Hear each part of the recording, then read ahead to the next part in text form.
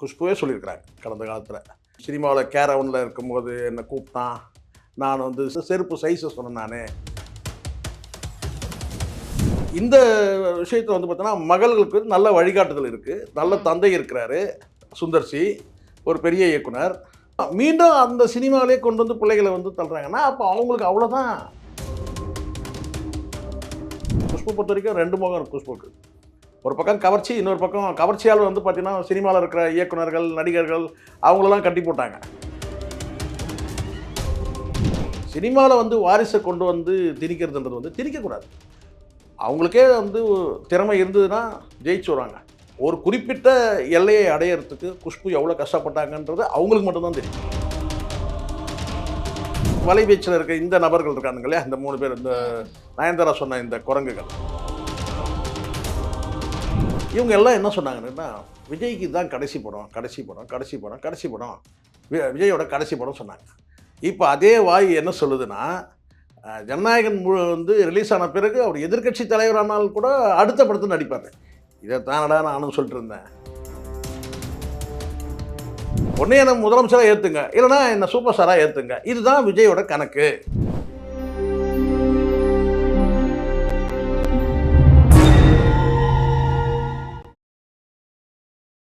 ஆடுகளம் நேர்களுக்கு வணக்கம். இன்றைய நேர்காணலில் நம்மோடு இருந்திருக்கிறார் பத்திரிகையாளர் திரு சேகுவரா அவர்கள். வாருங்கள் பேசுவோம். வணக்கம் சார். வணக்கம். சினிமா வட்டாரத்தில் இந்த வாரிசு நடிகர்கள் அப்படிங்கறது வந்துட்டு இப்போ ரொம்ப அதிகமாகிட்டே வருது. எல்லா நடிகர்களும் வாரிசுகளை வந்து இறக்கிவிட ஆரம்பிச்சிருக்கிறாங்க. அந்த வகையில குஷ்பு மேடமும் தன்னுடைய வாரிசுகளை வந்துட்டு சினி ஃபீல்டுக்குள்ள இறக்கி விட போறாங்க. அதை பத்தி கொஞ்சம் சொல்லுங்க சார். வரட்டுமா, அதனால என்ன? வாரிசுகள் வந்து சினிமா நிலைக்கணும், அவ்வளோதான். சினிமா அழியக்கூடாது, சினிமா நிலைக்கணும். சினிமாவை வைத்து உழைக்கக்கூடியவர்கள், பிழைக்கக்கூடியவர்கள் நல்லா இருக்கணும், அவ்வளோதான். வாரிசு வரலாமே, தகுதி இருந்தால் வரலாமே. அது எந்த துறையாக இருக்கட்டுமே. அரசியலில் கூட சில பேர் சொல்கிறாங்க, அரசியலில் அவர் வந்து வாரிசு வராங்கன்னு. வரட்டுமே, என்ன இப்போ அதனால்? நம்ம பார்க்குறோம்ல, வந்து திறமை இருக்கிறவங்க தான் இங்கே வந்து நிலைக்க முடியும்.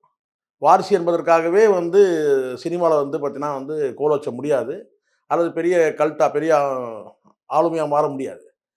வாரிசு நடிகர்களும் ஆயிருக்காங்க, வாரிசே இல்லாதவர்கள் கூட பெரிய ஆளுமையாக மாறி இருக்கிறத நம்ம பார்த்துருக்கோம். தாராளமாக வரலாம்.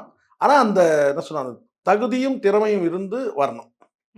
வெறும் வாரிசு என்பதற்காகவே வந்து உங்களுக்கு விதி, உங்கள் தலைவிதி, நீங்கள் இதை அனுபவின்னு சொல்கிறீங்க. இப்போ இளையராஜா எடுத்துங்க, அவருக்கு வந்து 3 வாரிசுகள். ஒரு குழந்தை தவறிடுச்சுன்னு வச்சுங்களேன், அது வந்து குரல் வளம் வந்து பார்த்தோன்னா அருமையான குரல் வளம் பவதாரணிக்கு, அது பெரிய லாஸ் வச்சுங்களேன். அதுக்கப்புறம் 2 பிள்ளைகள் இருக்காங்க. யுவன் வந்து மியூசிக்கில் வந்து ஸ்டாண்ட் பண்ணுறாரு. இன்றைக்கி வந்து முக்கியமான இசையமைப்பாளர்கள் அவர் ஒருத்தர் தான் இருக்கிறாரு. அதே வந்து மூத்த மகன் வந்து 1-2 படங்களில் அவர் அதுக்கப்புறம் ஷைன் ஆகும் மில்லரில். ஸோ அதனால் திறமை இருந்தால், திறமை வந்து வாரிசு என்பதற்காகவே வந்து ஏற்றுக்க மாட்டாங்க. தகுதியும் திறமையாக இருந்தால் தாராளமாக இருக்கும். ஆனால் இவங்களுக்கு வந்து இப்போ தான் அறிமுகமாகறாங்க. ஒரு நடிகை என்ற முறையில் வந்து குஷ்புவே கடந்த வந்து எவ்வளோ கஷ்ட நஷ்டங்களை, மேடு பள்ளங்களை, மேடு பள்ளம்னா அது தப்பாக போயிடக்கூடாது, கரடு முரடாக எவ்வளோ வந்து பார்த்திங்கன்னா இவங்க வந்து கடந்து வந்திருக்கிறாங்க. அடுத்தது வந்து பார்த்திங்கன்னா வந்து இவங்களுடைய பயணங்களை அடுத்து சினிமாவை தாண்டி அரசியல் அப்படி இப்படின்னு வந்து நிறைய பயணங்கள் இருக்குது. இப்போ வந்து இவங்க மகளை வந்து கொண்டு வராங்க. எனக்கு என்ன ஒரு சந்தேகம் அப்படின்னா, சினிமா துறை வந்துட்டு துறை வந்து நம்ம குறையா சொல்ல முடியாது.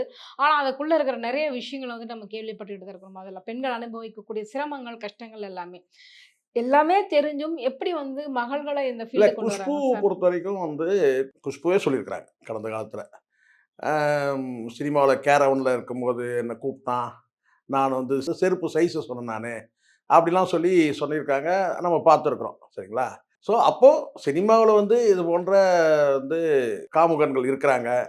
அதை தாண்டி வந்து இந்த மாதிரி அட்ஜஸ்ட்மெண்ட்டுன்னு ஒரு விஷயங்கள்லாம் இருக்குது. நடிகைகளுக்கு வந்து பெரிய இது வந்து பின்னடைவு தான். அப்படிலாம் வந்து இதையெல்லாம் கடந்து தான் வந்து குஷ்பு வந்து ஜெயிச்சிருக்கிறாங்க சினிமாவில். அவங்களே கடந்த காலத்தில் சொல்லியிருக்கிறாங்க. அவங்க அட்ஜஸ்ட்மெண்ட் பண்ணேன்னு சொல்லலை, ஆனால் சினிமாவில் இப்படிலாம் இருக்குதுன்னு சொல்லியிருக்கிறாங்க.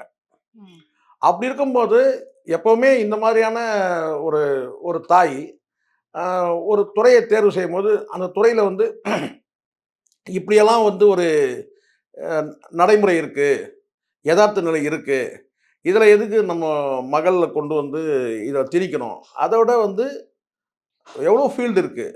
இப்போ வாய்ப்பு இல்லாதவங்கலாம் இப்போது குஷ்பு வந்தாங்கன்னா குஷ்புவோட கடந்த காலம் எப்படி அவங்க தந்தையார் சரியில்லைன்னு கூட அவங்களே சொல்லியிருக்கிறாங்க. அது ரொம்ப பச்சையாக நம்ம பேச வேணாம் மீண்டும். அவங்க வந்து தந்தையாரே அவங்க கிட்ட தவறாக நடந்துக்கிட்டாருன்ற வார்த்தையெல்லாம் வந்து அவங்க போட்டிருக்கிறாங்க கடந்த காலத்தில். அப்போது இவங்களுக்கு சரியான வழிகாட்டுதல் இல்லை, வழிகாட்டி இல்லை. அப்படின்னும்போது அவங்களுடைய வாழ்க்கை வந்து எப்படி எப்படியோ மாறி மாறி வந்து இன்றைக்கி ஒரு நடிகை ஆகிட்டாங்க. நடிகையாக இருந்து அப்படியே வந்து இவங்க வந்து ஒரு அரசியல்வாதியாகவும் ஆயிட்டாங்க. இன்றைக்கி வந்து குஷ்புனா வந்து தமிழ்நாட்டில் வந்து குறிப்பாக ஏன் இந்தியாவிலே கூட அடையாளம் தெரியும். தமிழ்நாட்டில் நல்ல அடையாளம் தெரிஞ்ச பெண்ணாக தான் இருக்கிறாங்க. ஆனாலும் பெரிய உயர் பதவியெல்லாம் எட்ட முடியலன்னு வச்சுங்களேன். இவ்வளோலாம் இருந்து கூட. ஆனால் இந்த விஷயத்துல வந்து பார்த்தோன்னா, மகள்களுக்கு நல்ல வழிகாட்டுதல் இருக்கு. நல்ல ம். தந்தை இருக்கிறாரு. சுந்தர் சி. ஒரு பெரிய இயக்குனர். அப்படி இருக்கும்போது, இவங்களுக்கும் வந்து அந்த பொரு பொருளாதார ரீதியாவும் வந்து ஒரு ஸ்ட்ரென்த் இருக்கு. அத தாண்டி சினிமாலன்ற கடந்து அரசியல்லயும் உங்களுக்கு ஒரு செல்வாக்கு இருக்கு. அப்படி இவ்வளோ பின்புலம்லாம் இருக்கும்போது பார்த்தீங்கன்னா, இந்த பின்புலத்தை பயன்படுத்தி அவங்கள வந்து வேற ஏதாவது துறையில எத்தனையோ துறை இருக்கு. நல்ல கல்வி குடுத்து வந்து இப்ப வேற வேற இடத்துல வேற துறை சார்ந்த வேற இடத்த சினிமாவை கடந்து ஏன் சினிமா வேணான்னு சொல்றேன்னா, நீங்க தானே சொல்லியிருக்கீங்க. சினிமால வந்து கடந்த காலத்தில வந்து இந்த மாரியெல்லாம் விஷயங்கள்லாம் நடந்திருக்குன்னு சொல்றீங்க. அப்படி இருக்கும்போது, தன் மகளுக்கு வந்து ஒரு பாதுகாப்பான வந்து துறை எது இருக்குன்னு சொல்லி தேர்வு செஞ்சு கூட குடுத்துருக்கலாம். ம். அதுக்காக நான் சினிமாவ கொண்டு வரேன்னு சொல்லல. ஆனால் 2 மகள்களுமே அவங்க சினிமாவுல கொண்டு வந்து திணிக்கிறாங்கல்ல. இப்போ பலரும் கூட இருக்கிறாங்கம்மா. அ ஒரு மகன் வந்து சினிமா துறையில இருப்பார். ஒரு மகன் வந்து வேற துறையில இருப்பாங்க. அதுவும் நம்ம நெறைய பேர் பார்த்துருக்கிறோம். அது கடந்த காலத்திலும் சரி, நிகழ்காலத்திலும் சரி. அப்படி இருக்கும்போது 2 மகள்களும் வந்து பார்த்தீங்கன்னா, அந்த இதே சினிமா துறையில ஒருத்தர் சினிமா வந்து கதாநாயகியாவும், இன்னொருத்தர வந்து இயக்குனரா கொண்டு இயக்குனர். வரதுன்றது, ம். நமக்கு ஒண்ணும் இதில பெரிய வெறுப்புலாம் கிடையாது. கிடையாது. நிச்சயமா கிடையாது. வெறுப்பு கிடையாது. ஆனால், இந்த நீங்க சொன்ன ஒரு வார்த்தைக்காக நான் சொல்றது என்னன்னு கேட்டா, அவங்களே வந்து இத வந்து ஒரு யோசிச்சிருக்கணும். என்னன்னு கேட்டா, நாம இந்த துறையில வந்திருக்கோம். இந்த துறையில எவ்வளோ சிரமங்கள் பட்டு, எவ்வளோ கஷ்டங்கள் பட்டு தான் நம்ம இந்த அளவுக்கு வந்திருக்கிறோம். நாம எதுக்கு இந்த துறையில கொண்டு வந்து நம்ம மகள்கள வைக்கணும்? வேற நமக்குள்ள நம்மகிட்ட இருக்க செல்வாக்கை பயன்படுத்தி, நம்மகிட்ட இருக்க பணத்தை பயன்படுத்தி, சிறந்த கல்வியை கொடுத்து, இன்னும் பெரிய அளவுல ஒரு வந்து ஒரு வேற ஏதாவது துறையில பெரிய நிபுணரா மாத்தியிருக்கலாம். முடியும். அதுக்கான வந்து அவங்க கிட்ட இருக்கிற அந்த பொருளாதார கட்டுமானமும் சரி, செல்வாக்கும் சரி இருக்கு. ஆனாலும் இவ்வளோ இருந்தும் மீண்டும் வந்து பார்த்தீங்கன்னா, அதே சினிமான்ற அந்த புதைகுழியிலே கொண்டு வந்து தான் பிள்ளைகள தள்ளுறாங்கன்றது கொஞ்சம் வருத்தமா தான் இருக்கு. ம். ஆனா இருந்தாலும் அவங்க முடிவு, அவங்க பிள்ளைகள். கேட்டா அவங்க சுய முடிவுன்னு சொல்லுவாங்க. பிள்ளைகளுடைய சுய முடிவுன்னுவாங்க. ஸோ இதுதான் அங்க இருக்கு. பல பேர் நான் பார்த்துருக்கிறேன். மிக சிறந்த உழைப்பாளியா இருப்பாங்க. மிக சிறந்த திறமைசாலியா இருப்பாங்க. நெறைய அவங்ககிட்ட அல்ல அல்ல பணம் இருக்கும். எல்லாம் இருக்கும். கடைசியில பார்த்தீங்கன்னா வந்து, அவங்க பிள்ளைகள வந்து பார்த்தீங்கன்னா, அடுத்த நிலைக்கு கொண்டு போகாம, திரும்பவும் அதே அவங்க உழண்ட அந்த என்ன சொன்ன அந்த அந்த குட்டையிலேயே வந்து கொண்டு வந்து நீந்த விடுவாங்க. அப்படிதான் இத நான் பார்க்குறேன். இந்த மாரி செல்வாக்கு நெறைய இருக்கும்போது பார்த்தீங்கன்னா, கடல்ல நீந்த விடணும். ஸ்விம்மிங் பூல்லயே நீந்தறதுல என்ன இருக்கு? கண்டிப்பா. கிட்டத்தட்ட இவங்களுடைய இது அப்படிதான் இருக்கு. அவங்களுடைய முடிவு நம்ம எதுவும் சொல்ல முடியாது. ஏன்னா, சினிமாவை பொறுத்தவரைக்கும் நிறைய வாரிசு நடிகர்கள் வருவாங்க. ஆனா, எல்லாராலயுமே வந்து கோலோச்ச முடியல. ஒரு சிலர மட்டும் தான் இங்க கோலோச்ச இப்போ நான் முடியுதுங்க. இப்ப நீங்க சொல்றீங்க, அம்பிகா வந்து அவங்களுடைய லைஃப் வந்து அவங்களுடைய வாரிசுகள் எதுவும் இல்ல. அந்த தெரிய வரல என்னன்ட்டு. அ ராதா கூட இருந்தாங்க. ராதா பெரிய நடிகை தான். சிவாஜி வரைக்கும் நடிச்சிருக்கிறாங்க. அப்படி இருக்கும்போது இங்க வந்து அவங்களுடைய 2 மகள்களும் கொண்டு வந்தாங்கல்ல. கொண்டு வந்து அவங்களால இத்தனைக்கும் அவங்க கிட்ட நெறைய செல்வாக்கு இருக்கு. நெறைய பணம் இருக்கு. அ எக்கனாமிக்கல் ஸ்ட்ரக்சர் பலமா இருக்கு. இருந்து கூட அவங்க பிள்ளைகள வந்து பார்த்தீங்கன்னா, வேற துறைக்கு அவங்களால கொண்டு போய் முடியலல்ல. எத்தன துறை இருக்கே. ம். பெரிய டாக்டர் ஆக்கியிருக்கலாம். டாக்டர்லயே வந்து பெரிய வந்து ஸ்பெஷலிஸ்ட்டா கொண்டு வந்திருக்க முடியும். எவ்வளோ இருக்குதான். ஆனால் ம். ம். அவங்களுக்கு வந்து என்னன்னா வந்து இந்த சினிமாவ தாண்டி அவங்களால சிந்திக்க முடியல. ஹோட்டல் பிசினஸ் அது இது ஏதேதோ இருக்குன்றாங்க. ரைட்டு. ஆனாலும் வந்து பார்த்தீங்கன்னா, பிள்ளைகளுக்கு வந்து பார்த்தீங்கன்னா, சினிமாவுல கொண்டு வந்து தள்ளணும் தானே இருந்துச்சு. இதே ராதாக்கு தெரியாதா? இங்க சினிமா என்ன லட்சணம்னு சொல்ட்டு. ஏன்னா அவங்க ஆரம்பிச்ச பள்ளிக்கூடமே பாரதி ராஜா பள்ளிக்கூடம். பாரதி ராஜா பள்ளிக்கூடம் எப்படிப்பட்ட பள்ளிக்கூடம்னு நமக்கு தெரியாதா? ம்ஹ்ம். தெரியும்ல. அப்போ மீண்டும் அந்த சினிமாவிலேயே கொண்டு வந்து பிள்ளைகள வந்து தள்ளுறாங்கன்னா, அப்போ அவங்களுக்கு அவ்வளோதான். அப்படிதான் எடுத்துக்கணும் தவிர, இங்க பெருசாலாம் வந்து சினிமால அவங்க சாதிச்சிருக்கலாம். நான் இல்ல சொல்ல. இப்ப ராதா சாதிக்கலாம், அம்பிகா இவங்கலாம் வந்து ஒரு ஸ்டேஜ்ல வந்து எல்லா கதாநாயகனும் நடிச்சவங்க தான். ம். இதே குஷ்புவும் கூட அப்படிதான். ஆனா அதே வாய்ப்பு வந்து தன் மகளுக்கும் அப்படி வந்துரும்லாம் சொல்ல முடியாது. அது வந்து நம்ம கடந்த காலத்துல பார்த்துருக்கோம். பெரும்பாலும் வந்து கதாநாயகர்களுக்கு சாத்தியப்பட்டிருக்கு. ம். ம். பெரும்பாலான கதாநாயகர்களுடைய அவங்க பிள்ளைகள் வந்து இப்போ சிவகுமார் இருக்காருன்னா சூர்யா இருக்கிறாரு, கார்த்தி இருக்கிறாரு. இந்த மாதிரி ஒவ்வொருத்தருக்கும் வந்து பார்த்தீங்கன்னா வந்து வாரிசு நடிகர்கள், ஆண் நடிகர்களுக்கு வாய்ப்பு வந்திருக்கு. பெரும்பாலும் நடிகைகளுக்கு வந்து அந்த வாய்ப்பு இல்ல. சொல்லலாம் வந்து பார்த்தீங்கன்னா, எங்க அம்மா இந்த நடிகை அப்படி நானும் கூட நடிச்சேன் சொல்லிட்டு சொல்லிக்கலாம். இப்ப ராதாவுடைய மகளுக்கும் சொல்லலாம். நாங்களும் கூட நடிச்சோம்னு சொல்லலாம். பட் ராதா இருந்த இடம் என்ன? ம். ஸோ அப்படிதான் வந்து இப்ப குஷ்பு இருந்த இடத்த வந்து அவங்க மகளுக்கு பிடிக்க முடியும்னு நினைக்கிறீங்க? ம். சாத்தியமே கிடையாது. ம். காரணம் என்னன்னு கேட்டீங்கன்னா, ஒரு காலகட்டத்தில கவர்ச்சியும் வெளிப்படுத்துனாங்க, நடிப்பையும் வெளிப்படுத்துனாங்க. குஷ்பு பொறுத்தவரைக்கும் 2 முகம் இருக்கு குஷ்புக்கு. ஒரு பக்கம் கவர்ச்சி, இன்னொரு பக்கம் கவர்ச்சியால வந்து பார்த்தீங்கன்னா, சினிமால இருக்கிற இயக்குனர்கள், நடிகர்கள் அவங்களலாம் கட்டி போட்டாங்க. இன்னொரு பக்கம் வந்து நடிப்பையும் காட்டுனாங்க. நடிக்காமலாம் இல்ல. ஆனால் அவங்கள மாரி நடிச்சாங்களா? ராதா மாரி நடிச்சாங்களா? ராதிகா மாரி நடிச்சாங்களான்னா கிடையாது. ம். இவங்களோட ட்ராக் வேற. குஷ்புவோட ட்ராக் வேற. ராதிகா வந்து கவர்ச்சிய காட்டி, உடல் கவர்ச்சிய காட்டிலாம் நடிக்கல. அத பிரதானமா இது பண்ணல. அ நீங்க ராதாவ கொஞ்சம் அப்படி இப்படி சொல்ல முடியும். ஆனாலும் கூட ராதா கூட வந்து பார்த்தீங்கன்னா, நடிப்பை வெளிப்படுத்துனாங்க. அது அது உச்சத்தில சொல்லணும்னா, முதல் மரியாதை படம். சிவாஜிக்கே டஃப் குடுத்துருப்பாங்க. ஸோ அந்த மாதிரி வந்து இவங்களுக்கு அந்த மாரி வந்து குஷ்புவுக்கு அந்த மாரி வாய்ப்பு எதுவும் இல்ல. 1, 2 படங்கள்ல சொல்லலாம். நடிச்சாங்கன்னு சொல்லலாம். அந்த பெரியார் போன்ற படங்களெல்லாம் வந்து நடிச்சாங்க. அது ம். மணியம்மையா நம்ம வந்து வேற விதியேன்னு ஏத்துக்கிட்டோம். வேற ம். வழி இல்லாம ஏத்துக்கிட்டோம் நம்ம. சரி மணியம்மையா நடிக்கிறாங்க. ம். சரி நம்ம வந்து நம்ம கண்ணுக்கு முன்னாடி மணியம்மையா நம்ம நெனச்சுக்கிட்டோம். அவ்வளோதான். மத்தபடி வந்து சினிமால வந்து வாரிச கொண்டு வந்து திணிக்கிறதுன்றது வந்து திணிக்கக்கூடாது. அவங்களுக்கே வந்து திறமை இருந்ததுன்னா ஜெயிச்சு வருவாங்க. பட் எனக்கு தெரிஞ்ச வரைக்கும் நான் கேட்டேன்னா, இங்க வந்து பெரும்பாலான நடிகைகளுடைய வாரிசுகள் வந்து அது ஷைன் ஆகாது. ஏன்னு தெரியல. அங்க ஒண்ணு, இங்க ஒண்ணுமா இருக்கலாம். நான் இல்லன்னு சொல்லல. ஆனால் பெரும்பாலான நடிகைகள் வந்து மகள்கள் வந்து பெருசா ஷைன் ஆகல. கண்டிப்பா. அப்படி ஒரு பெரிய நடிகைகளா இருந்தாங்கன்னா, அவங்க வந்து பெரிய நடிகையா இருக்க மாட்டாங்க. சாதாரண நடிகையா இருப்பாங்க. மீனாவுடைய அம்மா ஒரு நடிகை. மீனாவுடைய அம்மா ஒரு நடிகை தான். அவங்க சித்தி கூட ஒரு நடிகை தான் சொல்றாங்க. ஆனாலும் அவங்க பெரிய நடிகை கிடையாது. ஆனா மீனா பெரிய நடிகை. ம். ஸோ இப்படி சில கம்பேரிசன்லாம் இருக்கு. வரட்டுமா வந்து திறமை இருந்தா, தகுதி இருந்தா, குஷ்புவோட மகளும் வந்து பார்த்தீங்கன்னா, இந்த ஜெனரேஷன் வந்து கொண்டாட போறாங்க. கண்டிப்பா. ஒரு ஜெனரேஷன் வந்து குஷ்பு தூக்கி தலையில வச்சு ஆடுனாங்க. கோயிலே கட்டுனாங்க குஷ்புக்கு. ஆமா. அப்படின்னு சொல்றாங்க. ம். ஆனா அப்படி எதுவும் இதுவரைக்கும் தெரியல. கோயில் கட்டுனாங்க, கோயில் கட்டுனாங்க, கோயில் கட்டுனாங்க. அந்த கோயில் எங்க தான் இருக்குன்னு சொல்லி பார்க்குறோம். அந்த கோயிலுக்கு வந்து பார்த்தீங்கன்னா, இதுவரைக்கும் வந்து வழியே இல்ல. ம். அப்படி ஒரு கோயிலும் இருக்கிற மாரி தெரியல. ஆனா குஷ்பு கோயிலே கட்டுனாங்க அப்படின்னு சொல்ட்டாங்க. முந்தா நாளுக்கு இட்லி கொண்டு வந்து வைக்கிறான். நான் சொன்னேன்ப்பா, என்னப்பா இருக்குன்னு கேட்டனா, குஷ்பு இட்லி இருக்குன்றான். கருமடைய வாடா டேய்! போடா வேற தோசை ஏதாவது எடுத்து வைன்னு சொன்னேன். அது வைக்கும்போதே வந்து சொன்னா வந்து குஷ்பு இட்லின்னு சொல்லி இட்லிக்கு பேர வச்சுட்டானுங்க. சொல்றேன் நான் அந்த மாரி இருக்கு. ஒரு குறிப்பிட்ட எல்லையை அடையறதுக்கு குஷ்பு எவ்வளோ கஷ்டப்பட்டாங்கன்றது அவங்களுக்கு மட்டும் தான் தெரியும். அது கண்டிப்பா. சிலது வெளிய சொல்லலாம். சிலது அவங்க வெளிய சொல்லாம தவிர்க்கலாம். ஆனால் சினிமாவில் வந்து நடிகைகளுக்குன்றது ஒரு தனி கஷ்டம் இருக்குமா. அது ஒரு தனி கத. ம். நான் ஏன்னா சில நடிகைகள் வந்து என்கிட்ட 1, 2 விஷயங்கள ஷேர் பண்ணுவாங்க. அதுவே சில நேரங்கள்ல கஷ்டமா இருக்கும். நான் அப்புறம் பண்றேன்னு சொல்லிடுவேன். ஏன்னா அந்த அளவுக்கு வந்து சினிமால வந்து ஒரு காட்டு மிராண்டி கூட்டம் இருக்கு. பெண் பித்தர்கள்ன்னு சொல்லவே முடியாது அவங்கள. அதாவது பெண் பித்தர்களே காட்டு மிராண்டிகள். ம். குடிச்சிட்டு வேட்டையாடுவானுங்கன்னு சொல்லி கேள்விப்பட்டுருக்கேன். நடுராத்திரியில இவனுங்க வந்து அந்த குறிப்பிட்ட அந்த ஹோட்டல்லயோ, இல்ல எங்கேயோ வந்து நெறைய இங்க தமிழ் சினிமா மட்டும் கிடையாது. தமிழ், தெலுங்கு சில சினிமாலாம் வந்து கடுமையா வந்து நடிகைகளுக்கு வந்து அவ்ளோ டார்ச்சர் குடுக்குறவனுங்கலாம் இருந்துட்டு தான் இருக்கிறானுங்க. ஆனா நீங்க பார்த்தீங்கன்னா, "ஐய்யயோ! இவனா? இவரா?" அப்படின்னு தான் நம்ம நினைப்போம். ஆனா அந்த அளவுக்கு டார்ச்சர்லாம் குடுத்துருக்காங்க. அப்படின்னு தான் அந்த துறையில அவங்க கொண்டு வராங்கன்னா, அது குஷ்புவோட முடிவு. நம்ம அதில தலையிட முடியாது. கண்டிப்பா சார். விஜய் அவர்கள் பார்த்தீங்க அப்டின்னா, இதுக்கப்புறம் வந்து அரசியலுக்கு நான் வந்துட்டேன். இனிமே வந்து நடிக்கவே போக மாட்டேன் அப்டின்னு சொல்லியிருந்தாரு. ஆனா சமீபத்தில பார்த்தீங்க அப்டின்னா, ஒரு செய்தி ஒண்ணு கேள்விப்பட்டேன். எதிர்க்கட்சி தலைவராக விஜய் அமர்ந்தாலும் கூட நடிப்பதற்கு போவார் அப்டின்ற மாரி சொல்லியிருந்தாங்க. இது எந்த அளவுக்கு நீங்க பார்க்குறீங்க? இல்லம்மா அந்த பீலா பிஸ்மி இருக்கானே, தப்பா எடுத்துக்காதீங்க. ஒருமையில பேசுனேன்னு சொல்லிட்டு. அவங்க மேல எனக்கு என்னவோ தெரியல. யார் வேணாலும் மரியாதையா சொல்லலாம் போல இருக்கு. இவனுங்க மேல மரியாதையே வரமாட்டேங்குது. ஏன்னா, குறைஞ்சபட்சம் நம்ம என்ன பேசினோம்? போன வாரம் என்ன பேசினோம்? அதுக்கு முந்தின வாரம் என்ன பேசினோன்றது கூட இல்லாம, அப்படி அப்படியே மாத்திக்கிறாங்க. நான் சொல்லிக்கிட்டே இருக்கிறேன்ம்மா. விஜய் இதுவரையிலும் வந்து ஜனநாயகன் எனது கடைசி படம்னு சொல்லவே இல்ல. உச்சத்த விட்டு வந்திருக்கிறேன், மிச்சத்த விட்டு வந்திருக்கிறேன் இதெல்லாம் சொல்லலாம். ஜனநாயகன் என்னுடைய கடைசி படம். இதோட நான் படத்தில நான் நடிக்க மாட்டேன்னு டிக்ளேர் பண்ணி சொல்லவே இல்ல.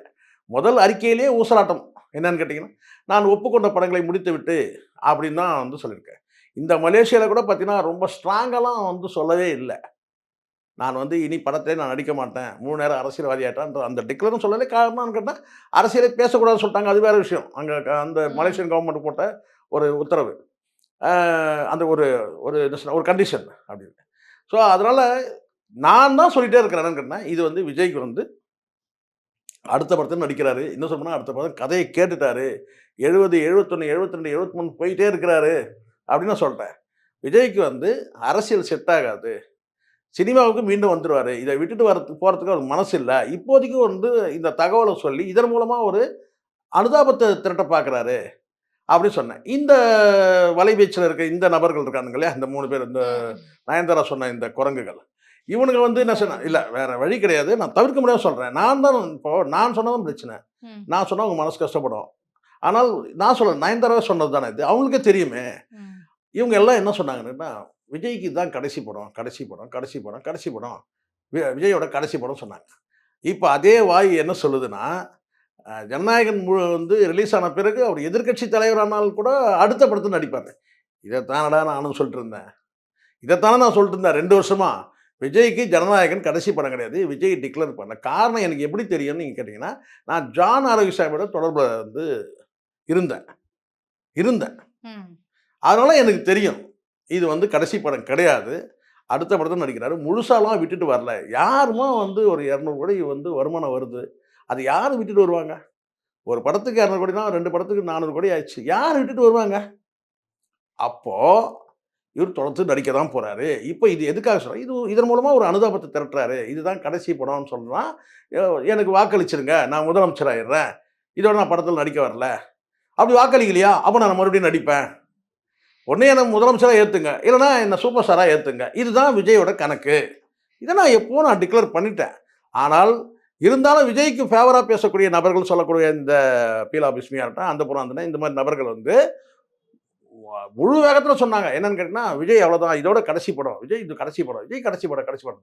அங்க சில நேரங்கள்ல அரசல் புரசலா ஏதாவது செய்திகள் 1, 2 செய்திகள் வரும். இத வந்து இதுக்கு முன்னாடி பேசுற பல பத்திரிகை ஊடகத்துல இருக்கிறவங்களே நெறைய பேர் பேசியிருக்காங்க. அவங்களலாம் பேர சொல்ல விரும்பல.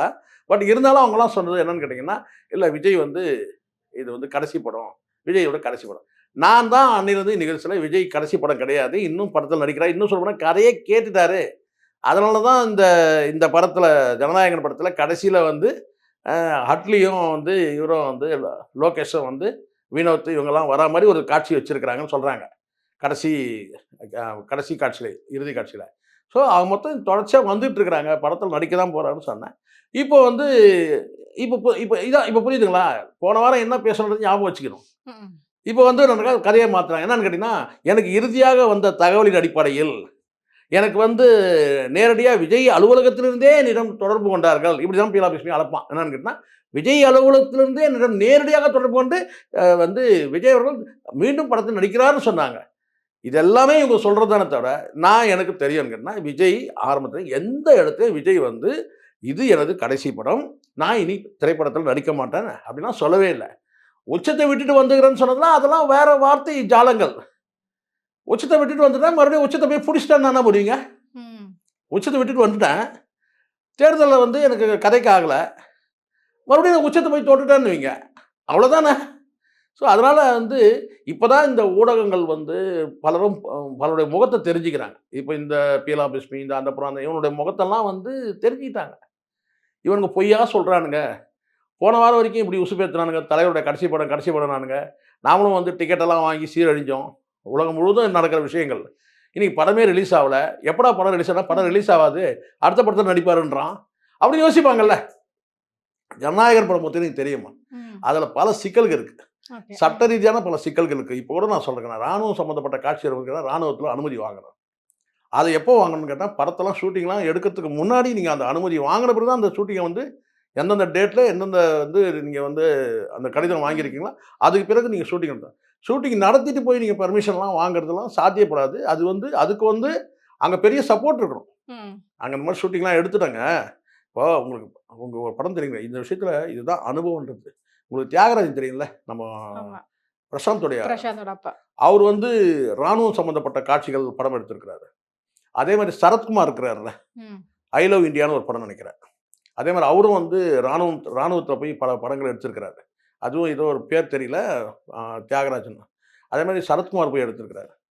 இவரு கூட சில படங்கள் எடுத்திருக்கிறாரு. நம்ம காட்சிகள் யாரு அர்ஜுன். ஸோ இந்த மாதிரியான அனுபவசாலிகள் கிட்ட இருந்து கேட்டு அறிஞ்சு எடுத்திருக்கலாம். ஸோ இதெல்லாம் விட்டுட்டு இப்போ இனிமேல் படத்தெல்லாம் முடிச்ச பிறகு அதுக்கப்புறம் போய் சர்டிஃபிகேட்லாம் கேட்டிங்கன்னா, அதுக்கு வந்து சென்ட்ரல் கவர்மெண்ட்லேருந்து பல கண்டிஷன்கள் இருக்குது, நெளிவு சுழிவுகள் இருக்குது. ஸோ எனக்கு தெரிஞ்சு இந்த படம் வந்து இந்த தேர்தலுக்கு முன்னாடி வரதுக்கான வாய்ப்பே இல்லைன்றது. தேர்தலுக்கு பிறகு வந்த பிறகு பார்த்துக்கலாம். கண்டிப்பா சார். அது வந்து அந்த அன்னைக்கு உள்ள சூழல் எப்படி இருக்குன்னு பார்க்கலாம். ஆனால் விஜய் வந்து தொடர்ச்சியா படத்தில் நடிக்கிறார். ம். அது வந்து எனக்கு உறுதியா தெரியும் அந்த தகவல். இவனுங்கலாம் இப்போ வந்து எடுத்து விடுறானுங்க. இவ்வளோ நாள் என்ன சொல்றாங்க, இதான் கடைசி படம், இதான் கடைசி படம், இதான் கடைசி படம். ஏன்னா படத்தை பார்க்கணுன்றதுக்காக இன்டென்ஷன் எங்களுக்கு. இப்படி சொன்னா பார்ப்பாங்கல்ல. ஆமா. இப்போ படம் வராதுன்னு தெரிஞ்சிச்சு. இனிமேல் படம் வராது அப்படின்னு சொன்னாங்க. அப்போ என்ன சொன்னாங்க, படம் வந்து விஜய் வந்து மீண்டும் நடிப்பாரு அப்படின்னு சொல்லி சொல்றது. ஸோ அதனால வந்து இன்னொரு குற்றப்பத்திரிகையா ஆயிடக்கூடாது. ஆர்கே செல்வமணி எடுத்த ஒரு ஒரு படம் அப்படிதான் வந்து குற்றப்பத்திரிகை படம் கிட்டத்தட்ட வருஷக்கணக்கில் வந்து கிடப்பில் போட்டு கடைசியில் அந்த படம் ரிலீஸ் ஆகும்போது அதுக்கு சுரத்தையெல்லாம் போயிடுச்சு. அதாவது அது படத்தோட ஒரு வேல்யூ. கிட்டத்தட்ட இதுவும் அப்படிதான். எலெக்ஷன் பின்னாடி இந்த படம் வந்துச்சுன்னா கண்டிப்பாக வந்து பெரிய அளவில் பேசப்படாது படம். ஏன்னா அது உள்ள இருக்க காட்சிகள் வந்து அந்த மாதிரி இருக்கு. அது ஒரு பொலிட்டிக்கலாக வந்து இவர் ஒருவேளை வந்து விஜய் ஒருவேளை ஃபெயிலியர் ஆகிட்டாருன்னா பொலிட்டிக்கலாக ஒரு ஜெயிக்க முடியாமல் போயிடுச்சுன்னு வச்சுங்களேன், இன்னும் அந்த படம் வந்து வந்து கேலி சித்திரமாக ஆயிடும். அதனால் இனிமேல் வந்து ஜனநாயகன் பொறுத்த வரைக்கும் நான் தான் முதல்ல சொல்கிறேன். அதனால் கடைசியாக நானே சொல்லிடுறேன், ஜனநாயகன் பிணநாயகன். சரிங்க சார். சினிமா சம்மந்தமா நிறைய விஷயங்கள என் கூட பகிர்ந்துக்கிட்டீங்க. ரொம்ப நன்றி. நன்றிங்க.